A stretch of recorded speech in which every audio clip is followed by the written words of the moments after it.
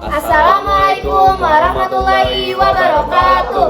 Halo semua, selamat datang dalam pagelaran budaya kali ini. Nah, pada kesempatan kali ini kita akan memperlihatkan salah satu kekayaan budaya dari daerah Jawa Barat. Jawa Barat adalah provinsi di bagian barat Pulau Jawa dengan ibu kota Bandung. Daerah ini dikenal juga dengan sebutan Tatar Sunda karena mayoritas masyarakatnya adalah suku Sunda yang memiliki bahasa, adat istiadat, dan tradisi khas yang menarik untuk kita pelajari bersama.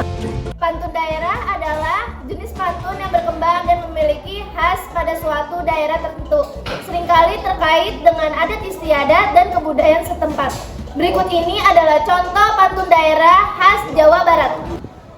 Angin segar di lembur Sunda. Cakep! Ngahalir ka jalan kota. Cakep! Wilujeng sumping sadayana. Cakep! Mugi betah ningali videona. Angin sejuk dari kampung Sunda. Cakep! Bertiup hingga ke jalan kota. Cakep! Selamat datang semuanya. Cakep! Semoga betah nonton videonya. Tarian tradisional adalah tarian yang diwariskan secara turun-temurun sebagai bagian dari budaya masyarakat di suatu daerah.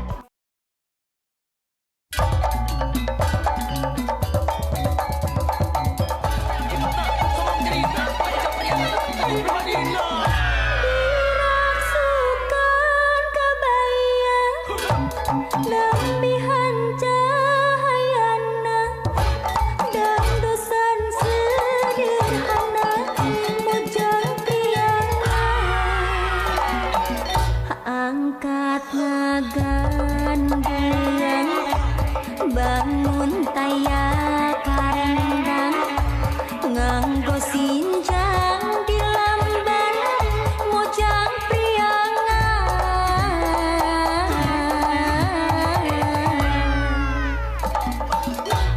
umat imut redu surak seri nyari larak lirik kepan mojang priangan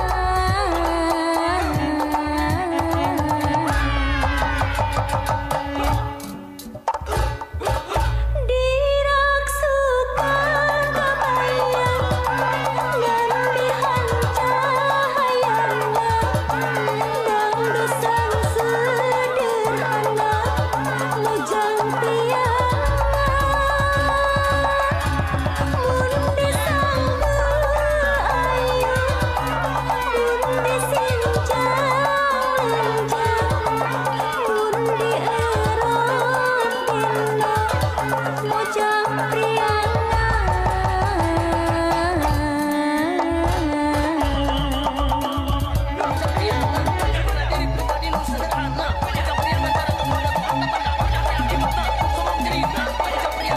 Upacara adat, filosofi upacara Mitembeyan adalah rasa syukur dan permohonan keberkahan dari Yang Maha Kuasa atas pekerjaan yang akan dimulai, seperti menanam padi atau membangun rumah dengan menggunakan simbol-simbol budaya dan ritual sebagai penghormatan kepada leluhur dan alam. Prosesi upacara Mitembeyan adalah pemberian sesajen dan pembakaran menyan untuk memohon perlindungan dan kesuburan yang dipimpin oleh ketua kampung di sawah. Isi sesajen seperti nasi tumpeng, telur rebus, kopi, rujak, dan ketupat dipersembahkan kepada Dewi Sri sebagai ungkapan kepasrahan dan permohonan keberkahan sebelum memulai musim tanam atau panen. Pembakaran menyan di sekeliling sawah bertujuan untuk membersihkan energi negatif agar proses pertanian berjalan lancar dan hasil panen melimpah.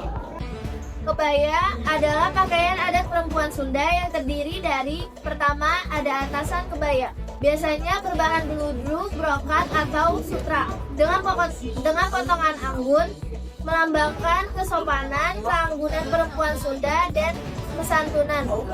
Yang kedua ada bawahan kain batik atau sinjang.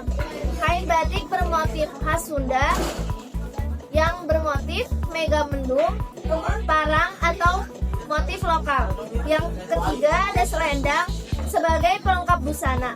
Yang keempat ada sanggul atau konde, tatanan rambut khas perempuan Sunda. Dan yang terakhir ada perhiasan seperti giwang atau anting, kalung, Pakaian tradisional. Pangsi adalah pakaian tradisional khas laki-laki Sunda. Terdiri dari baju salontreng, atasan longgar dengan kancing sederhana, melambangkan atau mencerminkan kesederhanaan hidup masyarakat Sunda. Celana pangsi. Celana longgar berwarna hitam, panjang 3/4 atau hingga mata kaki, melambangkan pria Sunda rajin, ulet, dan selalu siap menghadapi kehidupan. Aksesoris.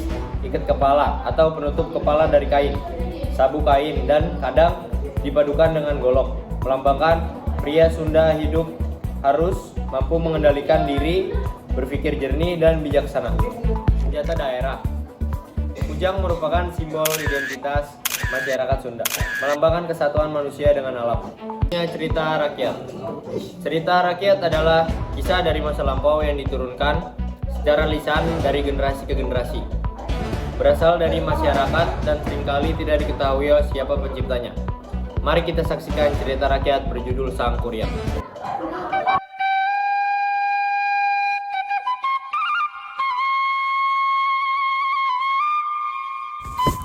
Dahulu kala, di tanah Sunda yang indah, hiduplah seorang wanita cantik bernama Dayang Sumbi.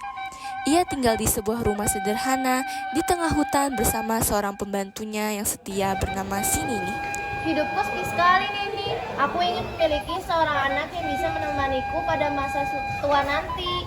Sabar ya Ni Dayang, doa orang tulus pasti dikabulkan Tuhan. Doa Dayang Sumbi pun terkabul. Ia dikaruniai seorang anak laki-laki yang tampan dan kuat bernama Sang Kuryang. Suatu hari, Sang Kuryang pamit kepada ibunya untuk berburu di hutan. Ibu, hari ini aku ingin berburu. Aku akan membawa buruan terbaik untukmu. Hati-hati ya anakku, jangan terlalu jauh dan jangan menyakiti hewan tanpa alasan. Namun tanpa disadari, Sang Kuryang membunuh anjing kesayangan Dayang Sumbi yang sebenarnya adalah ayahnya dalam wujud jelmaan. Sang Kuryang, apa yang kau lakukan? Itu tuh Mang, anjing kesayanganku, dan itu bukan hewan biasa, itu ayahmu. Apa? Ayahku? Tidak. Aku tidak tahu. Ibu, maafkan aku. Pergilah, aku tidak sanggup lagi melihat dirimu. Tahun-tahun berlalu, Sang Kuryang berkelana jauh dan tumbuh menjadi pria dewasa yang kuat dan gagah.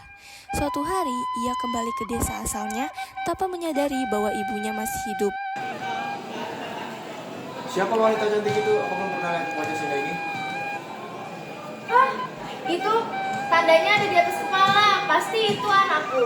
Pasti, itu adalah Sang Kuryang. Namun, Sang Kuryang tidak mengenali ibunya dan justru jatuh cinta padanya. Wahai gadis jelita, izinkan aku menikahimu. Tidak mungkin, aku ini adalah ibumu. Dayang Sumbi pun berpikir keras mencari cara agar Sang Kuryang tidak melamarnya. Ia lalu memberi syarat yang mustahil.